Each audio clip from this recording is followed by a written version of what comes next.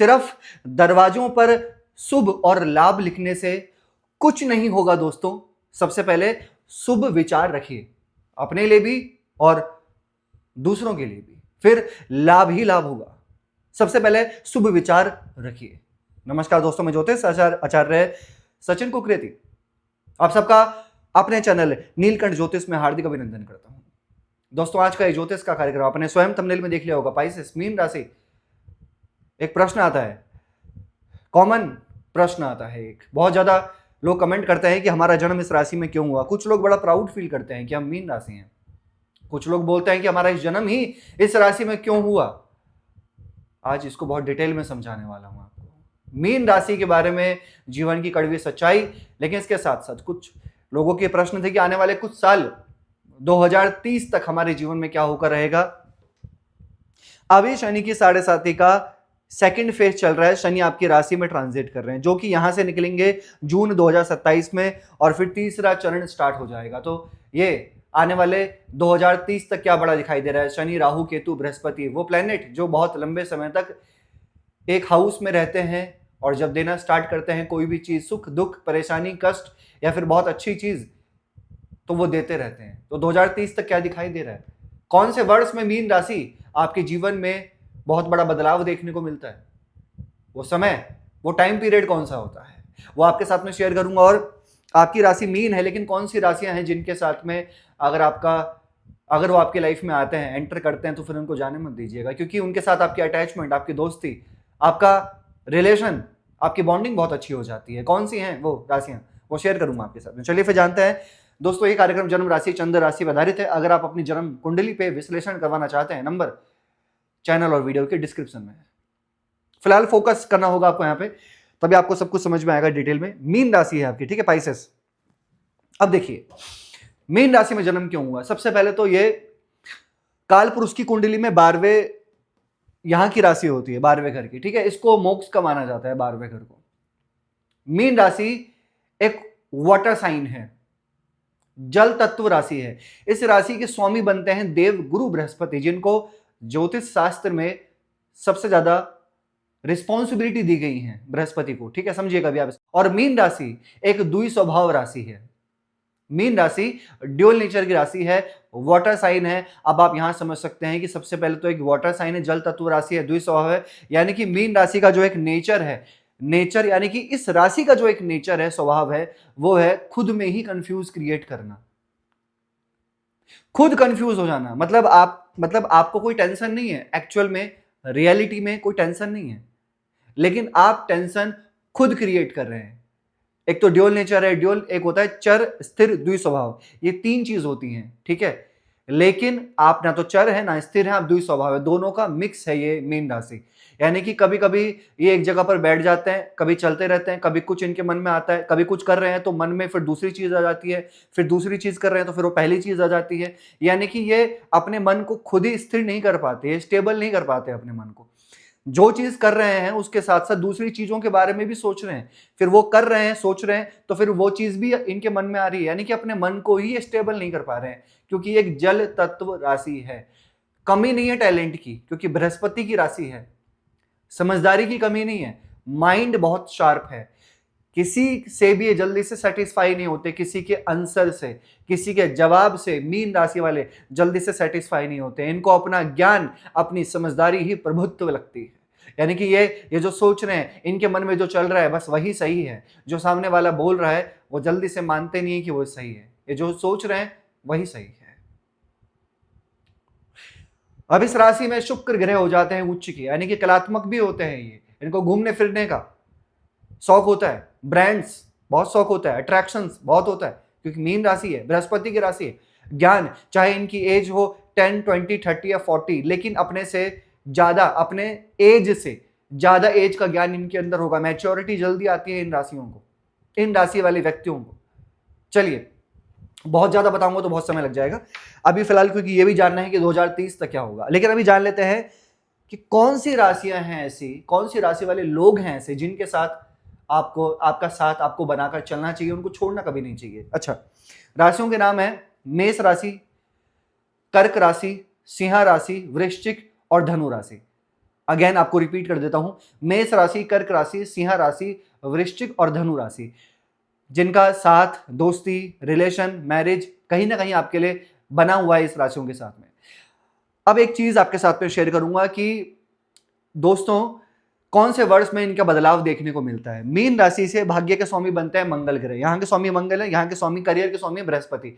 अगर दोनों का एक मिक्स बनाकर देखा जाए तो आप मुझे जरूर शेयर कीजिएगा। जब ये 26 और 28 साल के बीच में होते हैं ना, 26 और 28 के बीच में जब इनका फैक्टर, इनकी एज होती है, तो उस टाइम पर इनको सबसे पहला अच्छा और बड़ा बहुत अच्छा बदलाव देखने को मिलता है, जहां पर ये डेफिनेटली खुद से कहते हैं कि हाँ, एक बदलाव तो जरूर आया है इनके जीवन में इस टाइम फ्रेम के बीच में, 26 से लेकर 28। और उससे अच्छा और उससे बड़ा बदलाव आता है इनके 30 और 34 के बीच में, जो कि बहुत बेहतरीन होता है मीन राशि, क्योंकि आपके भाग्य के स्वामी है मंगल। तो 32 एक ऐसी एज होती है जहां सेटिस्फैक्शन 70% इनको मिल जाता है। हाँ, अब अगर आपकी जन्म कुंडली में लिखा है कि आपका भाग्य अच्छा नहीं है, आपकी जन्म कुंडली में लिखा है कि आपका लग्नेश और लगन ही अच्छा नहीं है, तो फिर एक अलग चीज हो गई है, फिर कहीं ना कहीं उसका कोई तोड़ नहीं है, राइट। अब जान लेते हैं कि 2030 तक क्या दिखाई दे रहा है मीन राशि आपके जीवन में। यहां पर आपके शनि हैं, ठीक है, यहां आपके राहु हैं, तो यहां आपके केतु बैठे हैं, और बृहस्पति आपके 2 जून 2026 को यहां जाएंगे, ठीक है ना। अब ये समझिए बृहस्पति 2 जून को यहां आ जाएंगे 2026 में, जो कि आपके फर्स्ट लॉर्ड हैं और 10th लॉर्ड भी हैं। ये आपके संतान को लेकर सबसे पहले बहुत अच्छा है, यानी कि दिख रहा है कि मीन राशि फैमिली प्लानिंग बहुत अच्छी है आपके लिए, या तो कंसीव हो चुका है या आने वाले टाइम पर 7-8 महीने के अंदर होने वाला है, क्योंकि लगन का राशि स्वामी जब पंचम भाव में, बृहस्पति पंचम भाव में आते हैं, तो ये फैमिली प्लानिंग बहुत अच्छी होती है। चलिए हटा देते हैं इस चीज को, अगर आप मैरिड नहीं है तो।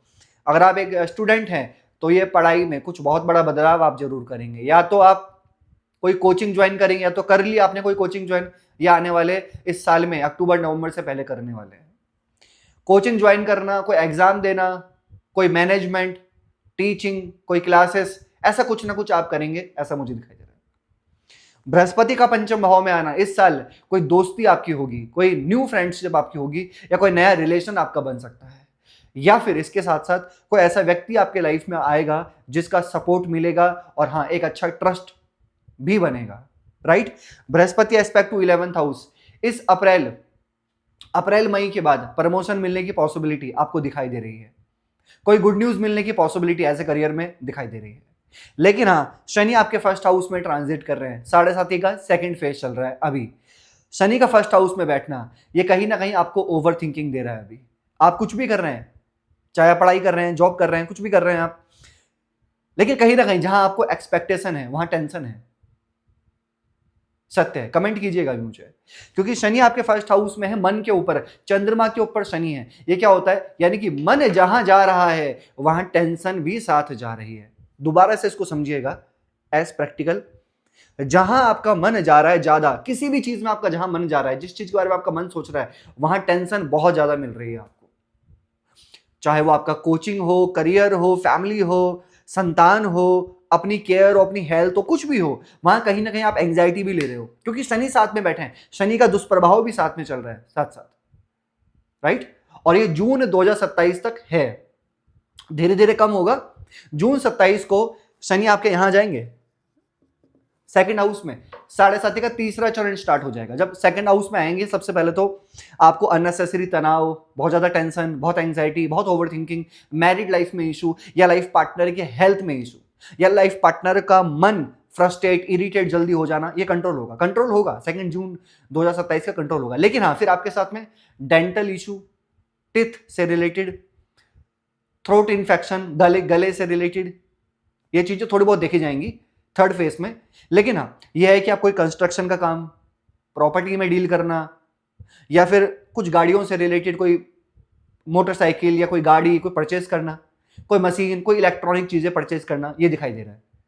Shani aspect to 8th house, आपके शनि 8th हाउस को देखेंगे थर्ड फेज में, और आपके 11th हाउस को भी देखेंगे। मुझे दिख रहा है कि या तो आपको कोई ट्रांसफर होना ऐसा दिखाई दे रहा है, या फिर एक्स्ट्रा इनकम ऑफ सोर्स के योग दिखाई दे रहे हैं आने वाले 2-2.5 साल के अंदर। एक्स्ट्रा इनकम ऑफ सोर्स के योग बनेंगे आपके, और सेकंड हाउस में शनि है तो बोलने से पहले सोचिएगा, ऐसा ना हो कि आप पहले बोल दिया और फिर आप सोच रहे हैं। तो ये आपके फैमिली में, कुटुंब परिवार में थोड़ा बहुत अप डाउन कर सकता है। और हाँ, राहु आपके यहाँ जाएंगे 27 में, 2027 में।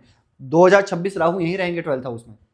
या तो आप लॉन्ग ट्रैवल पे जा चुके हो, बहुत लंबे ट्रैवल पे, आध्यात्मिक यात्रा, कोई स्पिरिचुअल ट्रैवल आपने कर लिया है अभी 4-5 महीने के अंदर, नहीं किया तो आने वाले 5-6 महीने के अंदर करने वाले हो।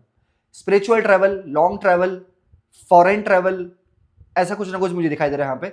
और कुछ एक्सपेंसेस भी आपके, एक्स्ट्रा एक्सपेंसेस भी आप आपके खर्च होंगे, चाहे वो पार्टीज में हो, घूमने फिरने में हो, फैमिली में हो, या फिर हॉस्पिटल में हो, लेकिन होंगे। राहु 11th हाउस में ट्रांजिट करेंगे 2027 में। राहु का 11th हाउस में आना आपको शेयर मार्केट, ट्रेडिंग, इन्वेस्टमेंट में फायदा देगा। राहु का 11th हाउस में आना आपको एकदम से सडन इनकम गेन करेगा, ये ध्यान रखना, बहुत अच्छा। और हाँ, मिड 2028 में राहु आपके 10th हाउस में ट्रांजिट करेंगे और मिड 2028 के बाद आपका ट्रांसफर होने की पॉसिबिलिटीज बहुत अच्छी रहेंगी। उस टाइम पे ट्रांसफर होना या कुछ करियर में बहुत बड़ा परिवर्तन आना, डेजिग्नेशन चेंज होना, सीट चेंज होना, प्रोफाइल चेंज होना, ये मुझे दिखाई दे रहा है, राइट। तो ऐसा होगा आने वाले कुछ सालों के अंदर अंदर, जो मुझे दिख रहा है बड़े बड़े ट्रांजिट से। लेकिन एक चीज कहूंगा मैं आपसे, 2027 में लव लाइफ में जरूर ध्यान रखना, केतु ट्रांजिट इन 5th हाउस।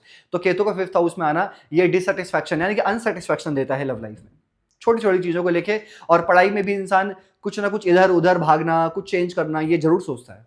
तो ऐसा 27 रहेगा आपके लिए।